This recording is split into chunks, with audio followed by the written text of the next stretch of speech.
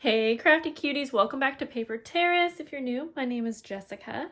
Today we're going to do some fall crafting and I am going to show you how I make these really cute embellished policy envelopes, and you can use them with a variety of supplies. Just use what you have. I'll put the links below if you do want any of the specific things I'm using, like these really fun skeleton leaves. I did get these from Amazon in a pack of 200. They are super fun and really inexpensive for crafting.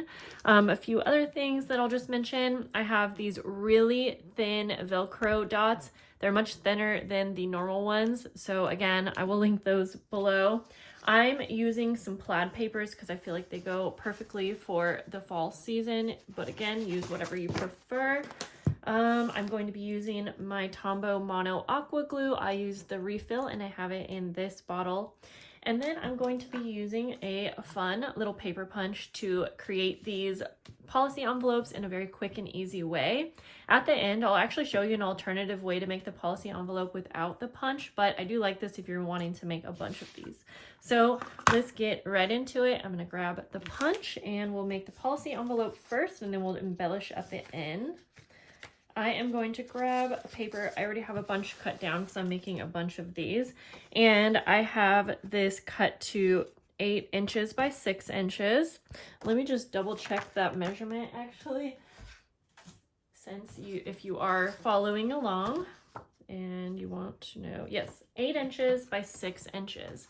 And this punch is pretty easy to use. I'm still learning, but I have my little tabs placed at E, and there's a little arrow on her here that points to the right, and then 3, and there's an arrow on here that points to the bottom. You're gonna pull this up, and these are extended arms. Just in case, I'll just give you like a quick little tutorial on how to use this just in case you're new. I just like to extend these arms at all times so I have everything ready to go.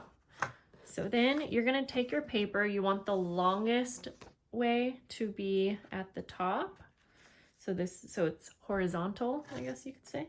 You're going to go ahead and you really do want to make sure that your paper rests nicely amongst both of these right here. Definitely don't push it too hard, don't make your paper buckle or anything, but you want to make sure that it's as far to the left and the top as you can go. And then you'll close, whoops, and while I'm showing you, if I'm moving things around, just make sure before you cut anything that everything is placed where it's supposed to be.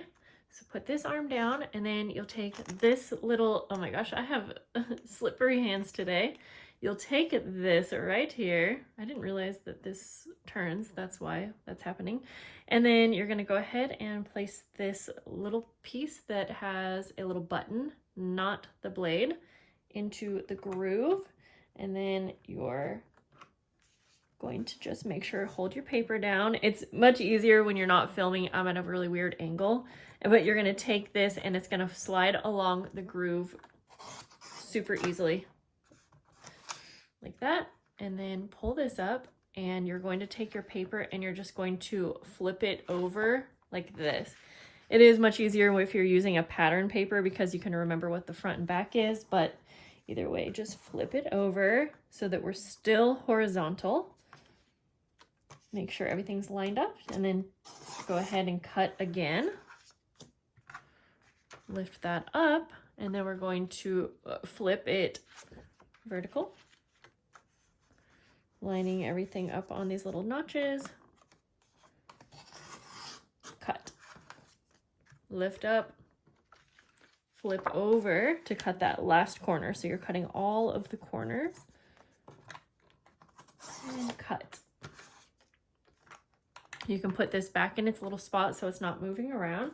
And it does come with a little bone folder. So now you can lift that up. And I like to just start here where I just did my last cut. And I'm going to make score marks. We're going to make 4 score marks, and we are going to start up here. So I think you'll be able to see there's a little groove right here. You can use this as your guide, and you're going to score all along that side like that.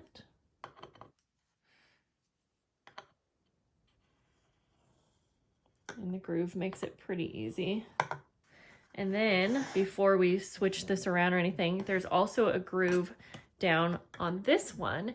And you do see some little dotted lines. Hopefully you can see that in my lighting right here and then right here.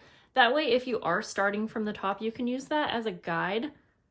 It will place you right into the groove. So if it's much easier and more natural to go like from the top down and then from the side down, you can use those guide marks.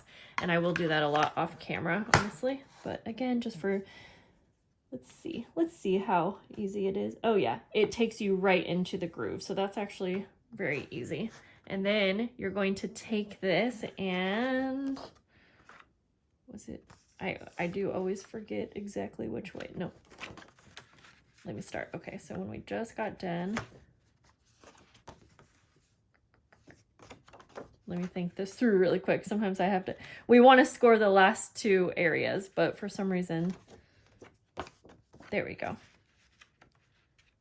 Okay, so let's go back so I can explain exactly which way to flip it. Oh my gosh, there we go. Okay, so we just finished our 2 score lines, and what you're gonna do is flip it over this way and then flip it over this way. There we go. And then line it right back up to your little tabs, and then you're going to do the last 2 score marks. Just like that, and just like this. Don't be bummed if your first try, if things are not lined up exactly, just try again. And then you can take those score marks and fold everything in. And there are a variety of sizes for these envelopes that you can follow along. This comes with a little guide, but this is a perfect size for journals, I think. There. So to get started with the next step, we can just go ahead and glue these shut. I personally like to glue these 2 down first, and I will just put a little line of glue on this flap. If you're doing any like sewing detail, you might want to do that before you do the gluing, but I'm going to do this first one with you with no sewing, just to make it something that everyone can do. And then we'll put some glue down here. I want to make sure this doesn't ooze out everywhere, so I'm just gonna go like that. All righty.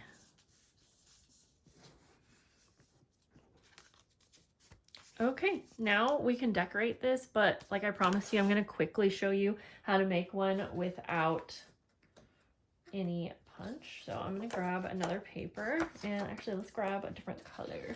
We'll go for an orange.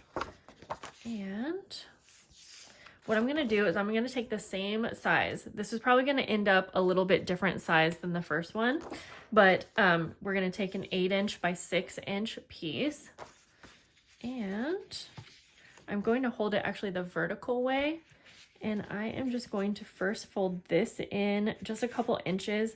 Like I said, I'm not going to measure for this. If I were to be making one of these at home, I wouldn't be measuring, but you know, feel free. And then I'm going to take my other side and I'm going to fold this in just enough to overlap this fold just a little bit. It's easier to use my bone folder, but if you don't have one, you can just make fold marks. And then honestly, we could make probably 2 out of this size, but that's okay. I'm fine with wasting a little bit of the paper. So we have those 2 lines, and then I want my top flap to be about this big. We're going to be trimming some of this away so there won't be as much bulk, but just to get our fold marks going, we'll go like that. And then I guess we could do a really long one just for fun. I don't want this long, but I think I'm gonna fold up right here, and I'm gonna trim some of this away. So bear with me as I'm figuring out the size. You could do this same thing with different sizes of paper as well to just get whatever size you want. So now what we're going to do is unfold it, and we are going to cut away all of the corner pieces. And I'm actually going to cut away at each piece at a little angle. So you'll see what I mean in just a second here.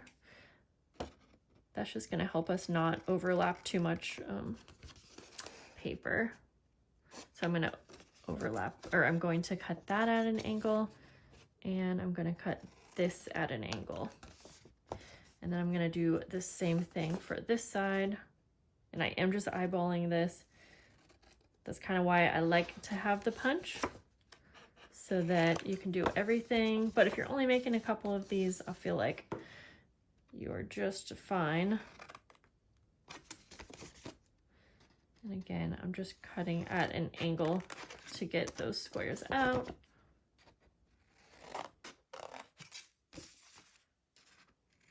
Or rectangles rather. There we go. And because this bottom flap was so tall, I'm going to go ahead and trim this too. So I hope that made sense. That's just a very, very quick version of a policy envelope where you do not need the punch. Okay, and then same thing. And you can make really big ones as well. That can be really fun. And we'll just glue those 3 flaps. Okay.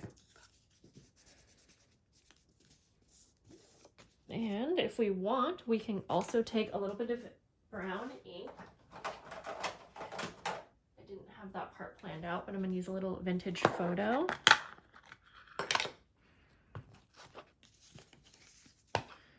And I'm just going to go around the edges of both of these. You could do this around all of the flaps as well. Whoa. There's a lot of construction happening around my house. Okay, and we'll do the same to this one.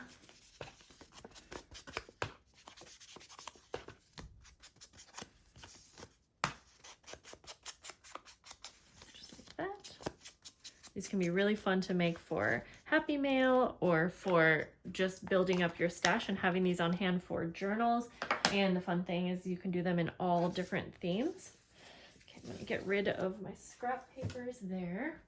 Okay, now this is also not necessary, but like I said, these little Velcro dots are super fun to use, and I feel like they give your pieces a little bit more of an interactive element. So I'm just trying to easily get a top and a bottom stuck together here. And line those up. Yeah, these are so thin. I love these. They're very inexpensive on Amazon as well. Okay, now we're just gonna place one in the center of each. And then, oopsies. You actually have like a quick second before everything like sets on this adhesive, and you have to press really hard. So anyways, just make sure that your Velcro dot is up as far as it can go to the top so that it doesn't end up on the inside of your envelope, if that makes sense. Then, so you have both of them together, and just for the perfect placement, go ahead and shut that. And this part, again, when I first got these, I thought, oh, this adhesive does not work good. It does though. You just really need to get it on there, miter it on there. And then you should be able to pull them apart very easily. And then I do press on each one individually again. Okay, so again, that just makes them stay closed a little bit easier. But if you have them in a journal, you really don't have to add that. So now we're going to decorate, and I'm going to just be using these, a little bit of lace, just whatever you have floating around. And some little labels. Okay.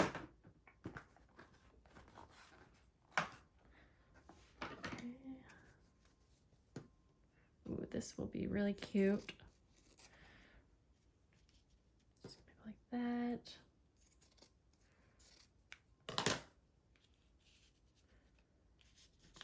Gonna cut this down a little bit more. Obviously, you can embellish them however you would like.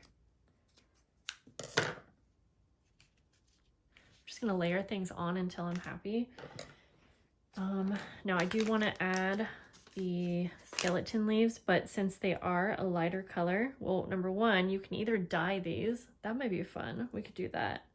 Or I like to have them on a darker background.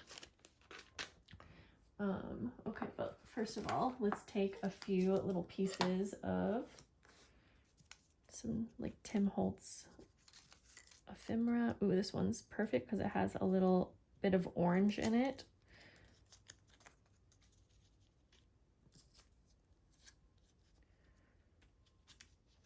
Just kind of go like that. Yeah, I think I want to dye these, and I haven't done that, I don't think. So let me grab a spray ink, and I sort of want to go for an orange. I think that will look really, really awesome for fall. And I think I have the perfect color here.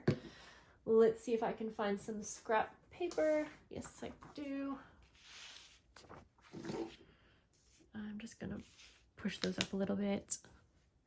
Take 2 of them. If you wanted to dye a bunch of them, you could line them all up. I'm gonna use this Distress Oxide Spray in Spiced Marmalade. And try not to get it everywhere. If you spray from further away, it won't be as dark, but I think since these are so thin, the color's not gonna be too bright once we take them off of here. And you could probably use other inks, but these are somewhat delicate, so you would want to be careful. Ooh, actually the spray, I don't think you can see on camera, but there are like little teeny like paint dots, and that looks so fun. Really add some interest to that. I know it's really going to show up on this one. I'll have to see since I realized this is all orange. So what I'm going to do, because you do have to adhere these down some way, and glue I don't find to be the best. So I'm going to line those like that, how I want them. Get my little piece here. Just exactly how I want it. And I'm going to take my mini stapler, but sewing is another perfect way. I'm going to pick that up, try not to move it around too much. You might want to let your leaves dry before putting them on your project, but since I want to just be able to show you right away. So I'm just going to staple the bottoms. I'm totally fine with that leaf being loose at the top because I think that looks good. Like that. And then let's go ahead and just make sure. I could always use this one for a different, oh, I hope you can see that. Can you see that? There's like little paint dots on it and it looks really cool. So yeah, I think I'm gonna put the labels on top of the leaf. And I'm just gonna layer those on. Let me grab one more little piece here.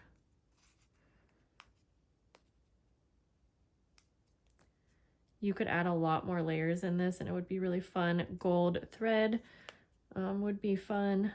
Actually, while I'm here, I'm just gonna staple this one all together. And then we'll label it. Well, I keep saying label it. We will place it down right where I want it. I want most of the leaf peeking through, but I do want you to see a little bit of everything. Okay, then again, we're gonna staple this all together.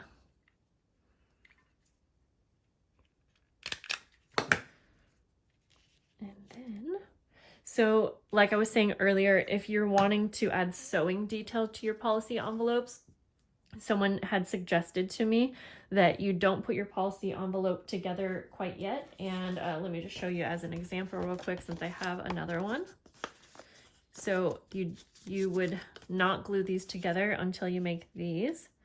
And then you would take this, figure out where you wanted it placed, and then you would actually sew this upside down on the bottom flap. In fact, I sort of want to do it, so I'm just going to turn around and sew this on just to show you. That way you'll be able to see both options. And then, so we'll attach this one without sewing. In fact, you could add sewing detail all around your policy envelope, really just depending on how much time you want to put into each one. So we'll glue that together, and then we would glue this bottom flap. Then you didn't have to add any glue to your little lace embellishment, but that is what we would do right there. These are so cute.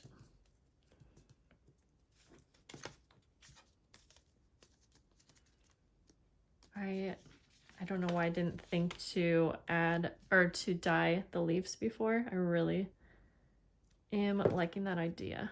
So then we'll just glue this one down.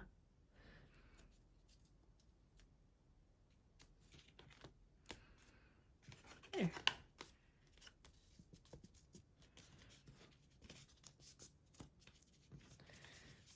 So there we go. I really like how the dye adds just a little extra detail for the leaves. I honestly might dye all of them. Now, again, these leaves are a bit fragile. They'll be fine on a journal page.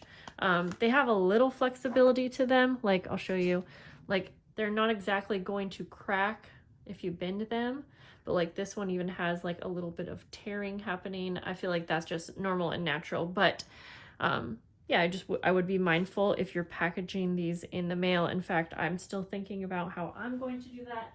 I will likely, let's see, are these big enough? Just barely. It would be big enough for these, but I might take some type of like a little cello bag, because I'm going to be sending these through the mail, and I do want to make sure that they arrive very safely. Yeah, something like this I will most likely do, or I might test it out. I think that's probably a good idea, honestly. All right, guys. Yeah, let me know how you like these. Let me know if you make them. Don't forget, I will put the links below. They are affiliate links to my Amazon storefront. Totally love and appreciate when you guys use my links. It means the world to me and helps me continue doing this as my job. All right, guys, I'll see you soon. I just looked over and saw this cute little bulb pen, though, that happened to be orange, and it made me think, oh, that would also be a cute little detail. In fact, I'll probably add some of these to my Wildflower Tier Patreon members packs. How cute would that be? Yes, yes, yes. I love these little bulb pins.